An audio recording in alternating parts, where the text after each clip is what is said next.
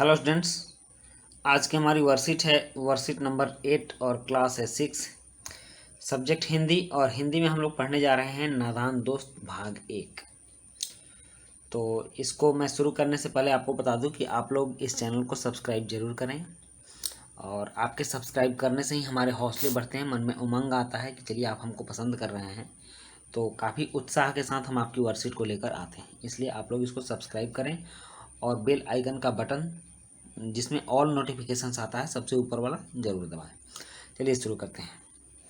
तो ये जो कहानी है बच्चों, नादान दोस्त, ये प्रेमचंद की लिखी कहानी है। आप तस्वीर में यहाँ प्रेमचंद को देख रहे हो, और प्रेमचंद की जो कहानियाँ होती हैं वो दिल को छू लेने वाली होती हैं, और बिल्कुल सच्चाई, समाज में जो भी सच्ची घटना घट रही है उसके परिप्रेक्ष्य में प्रेमचंद की लिखी गई सारी बातें होती हैं और बिल्कुल सही प्रतीत होती हैं। वो जो लिखते हैं उनकी कलम में जादू था, और वो जादू उनके कहानियों में दिखता है। उनको कथा सम्राट, कहानी सम्राट कहा जाता है प्रेमचंद को। तो प्यारे बच्चों, आज से हम जो कहानी पढ़ने जा रहे हैं वह आपकी पाठ्य पुस्तक बसंत में पाठ 3 है। कहानी का नाम है नादान दोस्त। यह कहानी श्री मुंशी प्रेमचंद जी ने लिखी है। जैसा आप हमेशा अपने दोस्तों की मदद करने के लिए तैयार रहते हैं, उसी प्रकार इस कहानी में केशव और श्यामा भी अपने दोस्त की मदद करना चाहते हैं। केशव और श्यामा के कौन से दोस्त हैं, उन्होंने किस प्रकार अपने दोस्तों की मदद करनी चाहिए, और इस कहानी को पढ़कर जानें। तो चलिए हम लोग ये कहानी पढ़ते हैं। कहानी पढ़ना तो सबको अच्छा लगता है, तो इस कहानी को भी देखते हैं। केशव के घर के कार्निस के ऊपर, दीवार के ऊपर का जो भाग होता है, चिड़िया ने अंडे दिए थे। मतलब केशव के घर के कार्निस के ऊपर चिड़िया ने अंडे दिए थे।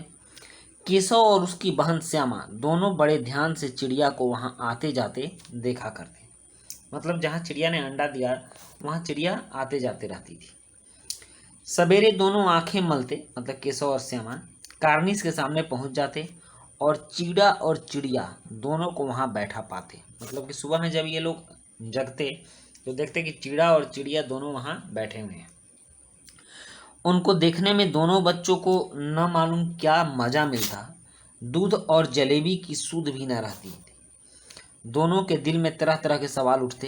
अंडे कितने बड़े होंगे, किस रंग के होंगे, कितने होंगे, क्या खाते होंगे, उनमें से बच्चे किस तरह निकल आएंगे, बच्चों के पर कैसे निकलेंगे, घोंसला कैसा है। ये बाल सुलभ मन, जो बच्चों का जो मन होता है ना, ये प्रश्नों से भरा हुआ होता है।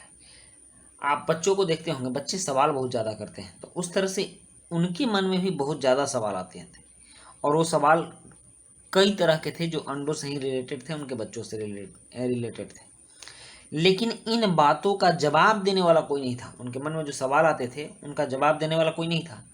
न अम्मा को घर के कामों से फुर्सत थी, न बाबूजी को पढ़ने लिखने से। मतलब कि उनकी जो माँ थी वो काफ़ी काम में व्यस्त रहती थी, और बाबूजी भी पढ़ने लिखने में व्यस्त रहते थे। दोनों बच्चे आपस ही में सवाल जवाब करके अपने दिल को तसल्ली दे लिया करते थे। मतलब उनको जो समझ में आता एक दूसरे के सवालों का जवाब देते और खुद ही तसल्ली करके बैठ जाते कि इसका उत्तर यही होगा और यही घटना घटेगी।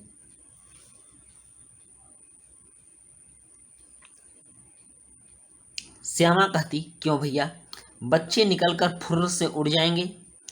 केशव विद्वानों जैसे गर्व से कहता, नहीं री पगली, पहले पर निकलेंगे। केशव कहता, कैसे उड़ जाएंगे, पहले तो उनके पर निकलेंगे, पंख निकलेंगे।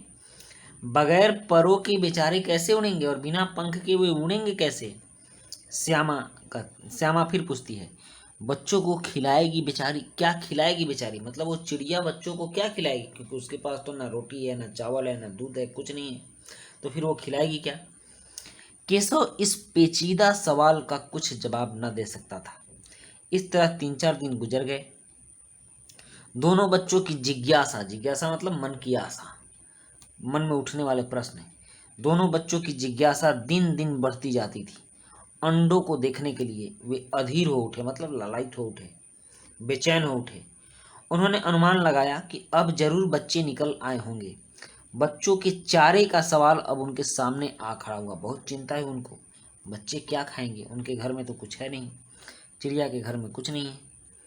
चिड़िया बेचारी इतना दाना कहाँ पाएगी कि सारे बच्चों का पेट भरे। गरीब बच्चे भूख के मारे चूं चूं करके मर जाएंगे। बहुत दयालु थे ये दोनों भाई बहन। इस मुसीबत का अंदाजा करके दोनों घबरा उठे।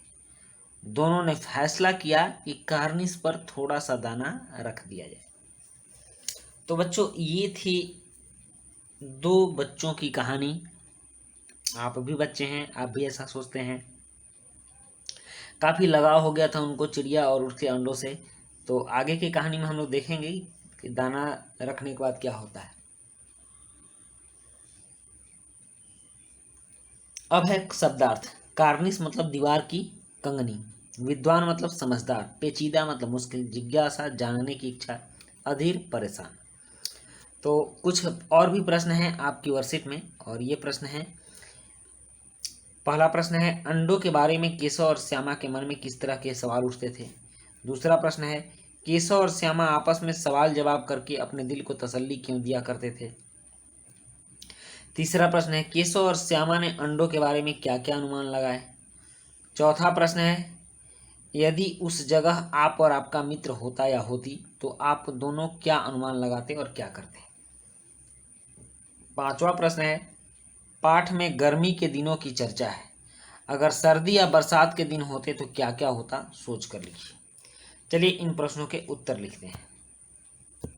पहला प्रश्न है अंडों के बारे में केशव और श्यामा के मन में किस तरह के सवाल उठते थे। इसका उत्तर है अंडों के बारे में केशव और श्यामा के मन में निम्न सवाल उठते थे। अंडे कितने बड़े होंगे, किस रंग के होंगे, कितने होंगे, क्या खाते होंगे, उनमें से बच्चे किस तरह निकल आएंगे, बच्चों के पर कैसे निकलेंगे, घोंसला कैसा है। इस तरह के सवाल उठते थे।